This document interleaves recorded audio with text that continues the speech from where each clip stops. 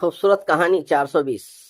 ایک ہی پلاٹ کو مختلف لوگوں کے ہاتھ بار بار بیچتے ہوئے بالآخر اسے بھی ایک ایسا وسیع عریض پلاٹ مل ہی گیا جس کا ایک گوشہ اس کے نام بھی لیز ہو گیا۔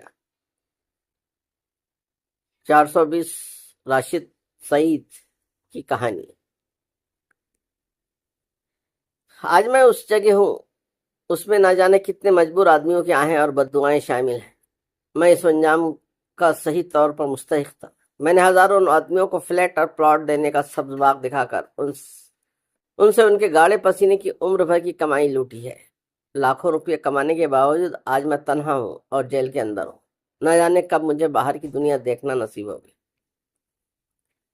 میں کبھی سوچ بھی نہیں سکتا تھا کہ مجھے یہ دن بھی آئیں گے اور رات کی تنہائی میں جیل کا پراسرار ماحول مجھے کاٹ کھانے کو دوڑے گا۔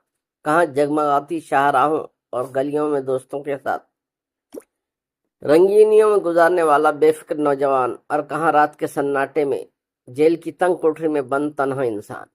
باہر ہر رات میرے لیے خوشیوں کا پیغام لے کر آتی تھی۔ جو رات تاریخ ہوتی جاتی تو میری خوشیوں میں اضافہ ہوتا جاتا۔ میرے چاروں طرف شراب اور شباب کا جمگھٹا لگا ہے۔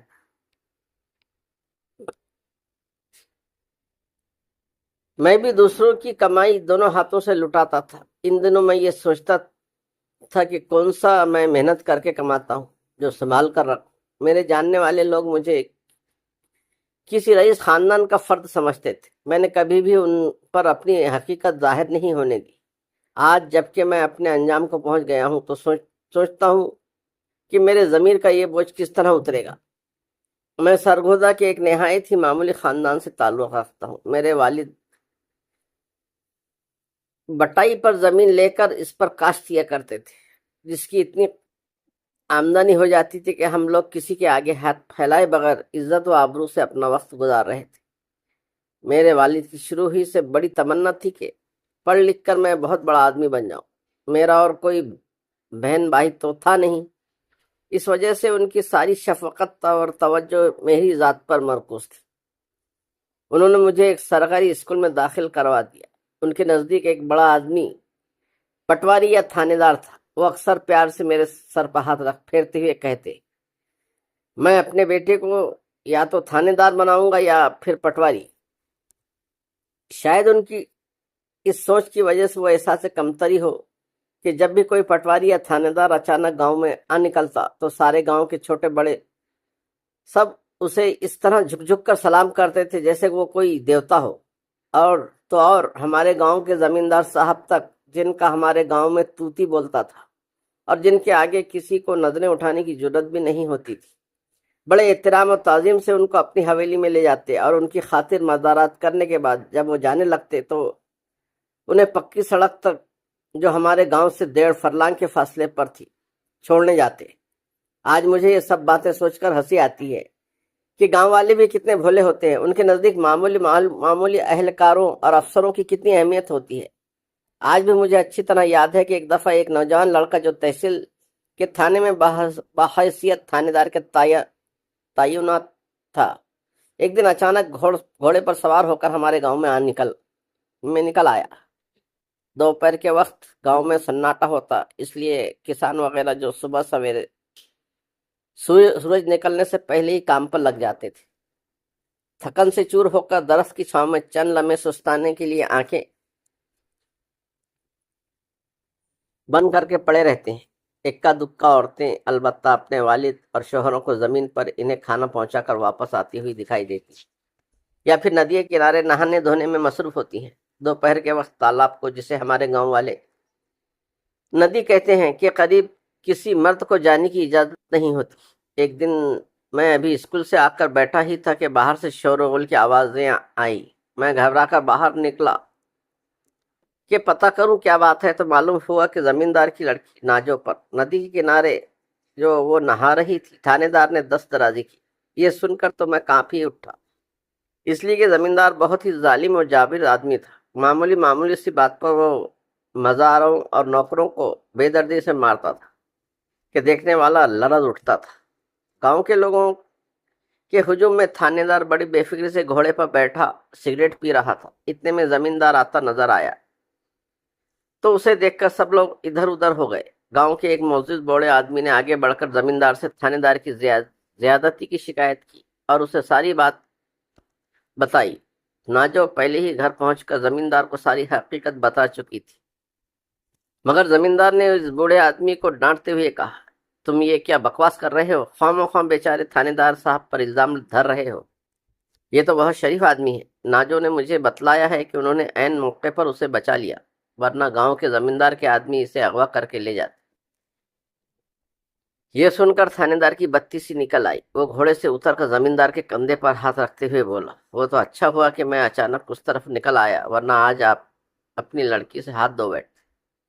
میں ابھی تھانے جا کر ان کی گرفتاری کے لیے پارٹی بھیجتا ہوں۔ زمیندار اسے لے کر اپنی حویلی میں چلا گیا۔ رات اس نے اس کے یہاں گزاری۔ زمیندار کی حویلی کے مظلوم نمک خواروں نے، جو زمیندار کے ظلم سے تنگ تھے، لوگوں کو بتایا کہ اپنے دشمن کی گرفتاری کی خوشی میں زمیندار صاحب نے اپنی بیٹی ناجو کو جتنی دیر تھانے دار ان کے یہاں رہا اس سے الگ نہ ہونے دیا۔ دوسرے دن پتہ چلا کہ پولیس نے پڑوس کے گاؤں کے زمیندار اور اس کے کئی آدمیوں کو اغوا کے جرم میں گرفتار کر کے جیل بھیج دیا ہے۔ اس دن کے بعد سے تو گویا تھانے دار کا زمیندار کے یہاں آنا جانا شروع ہو گیا۔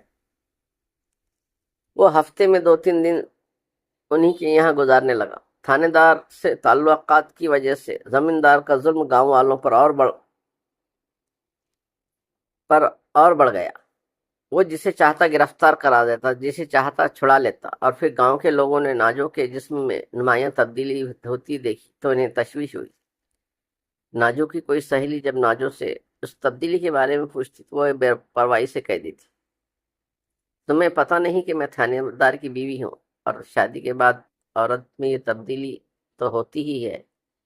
مگر جب اچانک تھانے دار کا تبادلہ کسی دوسری جگہ ہو گیا تو زمیندار صاحب چونکے۔ چند دنوں بعد وہ ناجو کو مری کی سیر کرانے کے بہانے کہیں لے گئے۔ پھر 1 ہفتے کے بعد جب ناجو گاؤں آئی تو سب نے دیکھا کہ وہ پہلی سی ناجو نہ تھی۔ اس کا سارا حسن و شباب ڈھل کر رہ گیا تھا اور وہ ٹی بی کی مریضہ نظر آ رہی تھی۔ گو کہ گاؤں والوں کو حقیقت کا پتہ تھا، لیکن زمیندار کے خوف سے کوئی کچھ کہہ نہیں سکتا تھا۔ اس دن مجھے سچے دل سے اس بات کا اعتراف کرنا پڑا کہ گاؤں کے لوگوں کے نزدیک خواہ وہ غریب لوگ ہوں یا زمیندار، پولیس کا تھانے دار بہت بڑی چیز ہوتا ہے۔ میٹرک کے امتحان کے وقت جب فیس جمع کرانے کے موقع آیا تو میرے والد نے ایک آڑتی سے سود پر قرض لے کر میری فیس جمع کی۔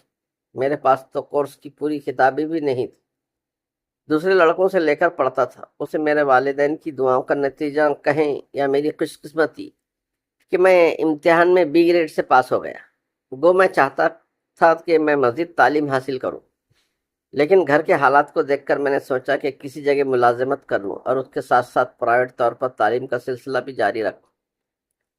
میں نے اپنے اس ارادے سے والدین کو آگاہ کیا تو انہوں نے بھی اس کی تائید کی۔ میں اسی دن سے ملازمت کی تلاش میں لگ گیا۔ ایک دن میں نے اخبار میں کراچی کے ایک فرم کا اشتہار دیکھا جسے ایک کلرک کی ضرورت تھی۔ فرم کی طرف سے جو میعاد بتائی گئی تھی وہ بہت پرکشش تھی۔ یہ ایک کنسٹرکشن کمپنی جو فلیٹ اور مکانات کی تعمیر کرتی تھی۔ میں نے اس فرم کو اپنی درخواست بھیج دی۔ چند دنوں کے بعد مجھے انٹرویو کے لیے بلا لیا گیا تو والد صاحب نے جیسے تیسے قرض لے کر مجھے کراچی روانہ کر دیا۔ انٹرویو کے لیے بہت سے امیدوار آئے ہوئے تھے۔ فرم کے مینیجنگ ڈائریکٹر نے مجھ سے انٹرویو میں کئی سوال کیے جن کے میں نے بالکل صحیح جواب دیا، اور ساتھ ہی میں نے انہیں اپنے بارے میں بھی سب کچھ بتا دیا۔ پتہ نہیں انہیں میری مجبوریوں پر ترس آ گیا یا کیا انہوں نے مجھے رکھ لیا۔ حالانکہ آئے ہوئے امیدواروں میں سے کئی تو مجھ سے کہیں زیادہ پڑھے لکھے بھی تھے۔ ملازمت کے بعد 2-3 دن تو میں اپنی فرم کے مینیجنگ ڈائریکٹر کی اجازت سے رات کو دفتر میں ہی رک گیا۔ پھر شہر سے دور ایک بستی میں معمولی سے کرائے پر ایک چھوٹا سا مکان لے کر اس میں رہنے لگا۔ میری زندگی اب معمول پر آ گئی تھی، لیکن میں نے محسوس کیا کہ اس فرم میں ہیرا پھیری کے کام کچھ زیادہ ہی کیے جاتے ہیں۔ پہلے تو میں نے سوچا کہ کیا مجھے اپنی تنخواہ سے مطلب ہے، لیکن پھر یہ سوچ کر کہ اگر کوئی ایسی ویسی بات ہو بھی گئی تو میں بھی نہیں بچ سکوں گا، اس لیے پارٹی سے براہ راست واسطہ تو میرا ہی پڑتا تھا۔ میں ہی انہیں ہر تفصیل بتا کر فلیٹوں اور پلاٹوں کے الاٹمنٹ دیا کرتا تھا، اور پھر سب سے بڑی بات یہ تھی کہ پارٹی سے پیسے لے کر جو رسیدیں میں کاٹتا تھا اس پر بھی میرے ہی دستخط ہوتے تھے۔